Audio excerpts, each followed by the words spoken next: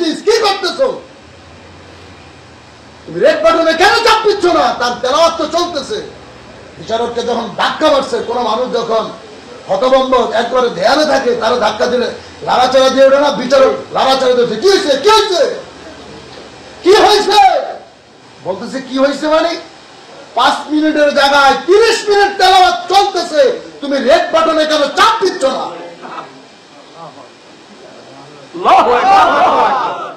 বিচারক কয় কত মিনিট? কয় 30 মিনিট।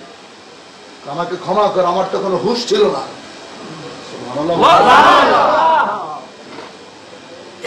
তেলাওয়াত চলতেছে, আন্তর্জাতিক ভাবে তার নামে মামলা হলো। সকল ধর্মের মানুষ বিচারকের নামে মামলা দিলেন। আমাদেরকে দেওয়া হলো 5 মিনিট, মুসলমানদের যিনি তেলাওয়াত করবে তাকে কেন 30 মিনিট সময় বেঁধে দেওয়া হলো? মামলায় তাকে কোর্টে উপস্থাপন করা হলো। জাস্টিস তার বিচার করবে। বিচারের রায় দেওয়ার আগে তিনি বলতেছে, আমার একটা কথা আছে। বলে কি? যে পৃথিবীর সমস্ত আইন শাস্ত্রের ভিতরে রয়েছে, কোন পাগল অসুস্থ মানুষ তার তো কখনো শাস্তি হতে পারে না। আমাকে যখন বিচারকের আসনে বসানো হলো, আমি যখন সবাইকে বলতেছি তারা তেলাওয়াত করতেছে, 5 মিনিট করে সময় দিয়েছি। কিন্তু মুসলমানদের পক্ষে যিনি কারি আব্দুল বাসেত, তিনি যখন তেলাওয়াত শুরু করছে, আমি আমার ধর্মের কসম কেটে বলতেছি, তিনি যখন তেলাওয়াত শুরু করেছে, আমার তো হুঁশ ছিল না, আমি তো জ্ঞানহীন, আমার তখন কোনো হুঁশ নাই, কোনো হুঁশ ছিল না।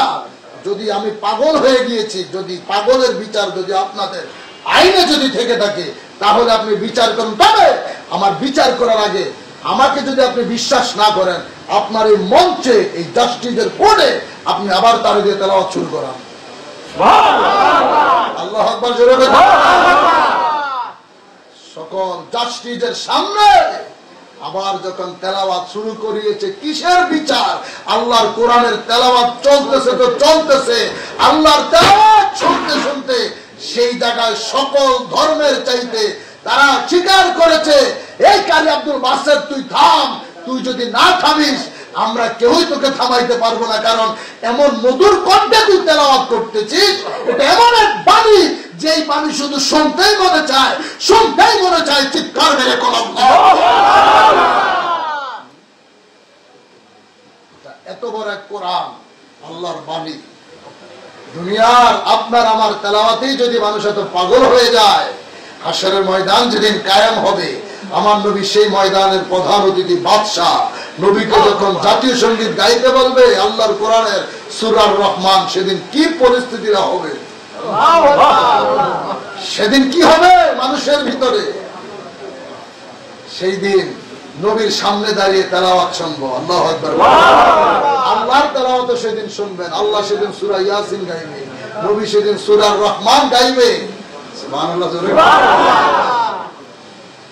এই জন্য আমার কেবলা জান হুজুর বিশ্ব লিখানা বাবা ফরিদ আল্লাহর কোরআনকে ভালোবেসে, আল্লাহর কোরআনকে মহব্বত করে বিশ্ব জাকের মঞ্জিলে এত বড় মাদ্রাসা তিনি প্রতিষ্ঠিত করলেন, হেফজখানা তিনি সেখানে প্রতিষ্ঠিত করলেন। প্রতি বছর অসংখ্য ছেলেরা সেখান থেকে আল্লাহর কোরআনকে হেফজ করে হাফেজ হয়ে বের হয়।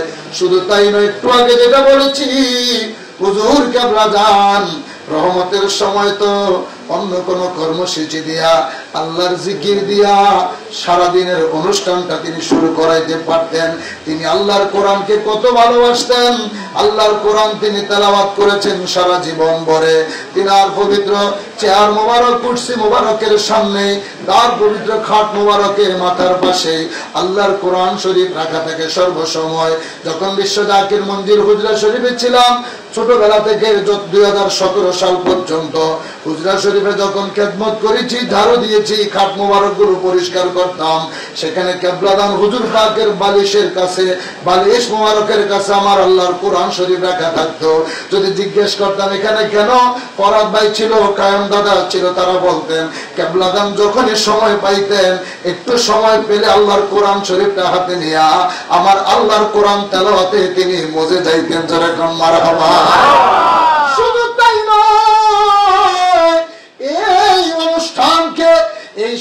দিনের কর্মসূচিগুলোকে নিয়ামতপূর্ণ করার জন্য আমার কেবলাদান হুজুর রাত্রে 3টায় যখন জাকেরানদেরকে ঘুম থেকে জাগাইতেন, রাত্রে 3টা বাজে উঠা সর্বপ্রথম কাজ হলো আমার আল্লাহর কোরআনে কারীম থেকে তেলাওয়াত করা। চিৎকার মেরে বলেন না আমার হাওয়া। ওই কোরআনকে ভালোবাসতে রাজি আছি না নাই? চিল্লিয়ে বলেন রাজি আছি না নাই? নবীকে সাহাবীরা জিজ্ঞেস করেছিল আম্মা জান আয়েশা সিদ্দিকা রাদিয়াল্লাহু তাআলা আনহাকে, যে আম্মা জান নবীজির আদর্শ কেমন, চরিত্র কি? আম্মা জান বলতো তোমরা কোরআন দেখতেছো? হ্যাঁ, এই কোরআন হচ্ছে রাসূলের চরিত্র। সুবহানাল্লাহ। আজকে আমরা অনেকেই আছি আমাদের বাসায় কোরআন আছে, বছরে একবার আমরা ধরি না। কোরআন শরীফের যে গিলাফের উপরে কি পরিমাণ যে ময়লা পড়ে থাকে, ভাবেন না কোরআনের উপরে যে কি পরিমাণ ময়লা পড়ে থাকে, এটা চিন্তা করাটাই দুষ্কর। মানে আজকে বিশ্বাস না হলে আজকে আমরা বাসায় যেয়ে ট্রাই করে দেখেন।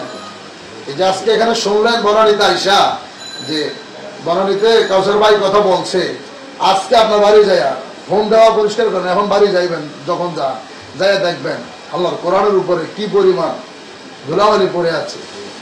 অথচ এই কোরআন কিন্তু আপনি পড়তে পারেন না, যিনি পড়তে পারে তার জন্য প্রতিটা অক্ষরে আল্লাহ তাআলা 10টা নেকি দিছে। কয়টা? 10টা। একটা হরফে 10টা নেকি।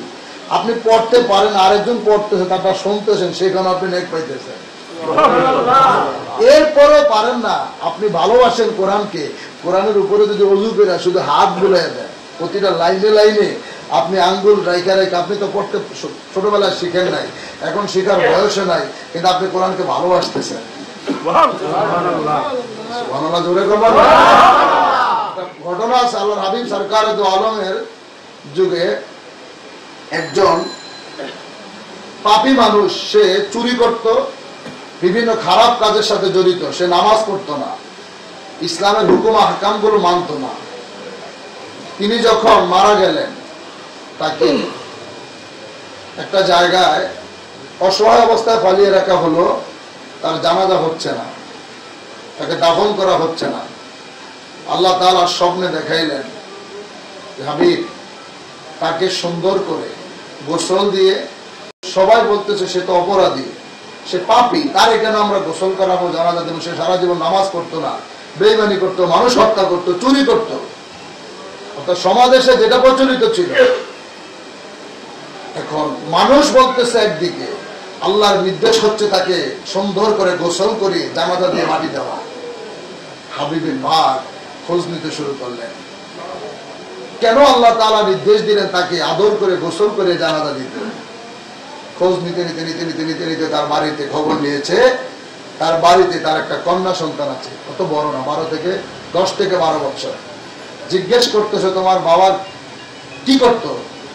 তখন মেয়েটা কেঁদে কেঁদে বলে, আমার বাবা সারা রাত চুরি করতো, ডাকাতি করতো, তত ইসলামের নামাজ রোজা হজ যাকাত এগুলো করতো না। তোমার বাবার ভালো কাজ বলতে কি ছিল? মেয়েটা কেঁদে কেঁদে বলে, আমার বাবা সারা রাত যত চুরি করতো, যত অপরাধ করতো, আমি দেখতাম রাত্রে, গভীর রাত্রে যখন আমার বাবা বাড়িতে আসতো, বাবার অন্য কোনো আমলে আমি দেখি নাই, কিন্তু আমি দেখতাম বাবায় এই কাঠের উপর থেকে এই গিলাপ মাখা একটা বই, এই কোরআনটা নামিয়ে সেটা শুধু চুমু খাইতো আর বুকের মধ্যে জড়িয়ে রাখতো।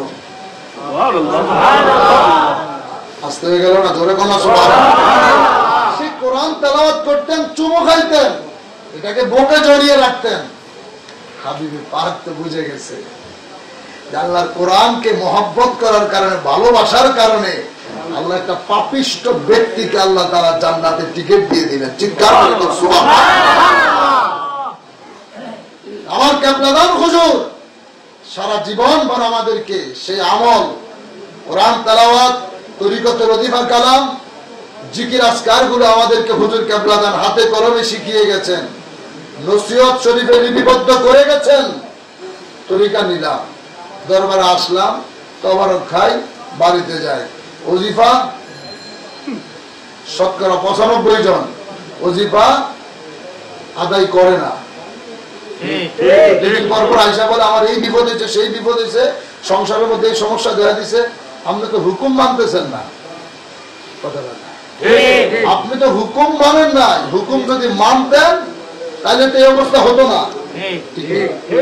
কেবলাদান হুজুর বলছে যদি পারো প্রতি সপ্তাহে একদিন আসবে, এও যদি সম্ভব না হয় মাস অন্তত 2 বার আসবে, তাও সম্ভব না হলে মাস অন্তত 1 বার আসবে, এও যদি না পারো 3 মাস অন্তর অন্তর 1 বার আসবে, তাও যদি না পারো 6 মাসে 1 বার আসবে, তাও যদি না পারো মনে রাখো মহাপবিত্র বিশ্ব ওরস শরীফ, মহাপবিত্র বিশ্ব ফাতিহা শরীফ কোন অবস্থাতেই কাজা করো না, কোন অবস্থাতেই কাজা করো না। আজকে আমরা যেখানেই থাকি আমরা যেন দরবারের সাথে আমাদের সম্পর্ক থাকে। বিপদে পড়লে দৌড়ে আসবেন, বিপদ কাইটে গেলে আবার আপনি বাঘের বাচ্চা হয়ে যাবেন। এমন বিপদ একদিন পড়বেন সেদিন আর কোন কুল কিনারা পাইবেন না। ঠিক কিনা জোরে বলেন? সামনে মহাপবিত্র বিশ্ব ওরস শরীফ আসতেছে।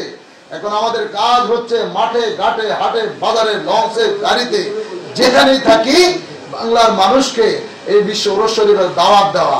আমরা শুধু দাওয়াত দিব, কে যাইবো না দেবো তা বলবো না। ঠিক কিনা জোরে বলেন? আল্লাহ তাআলা আমাদের সবাইকে কবুল করেন, সকলে বলেন আমিন।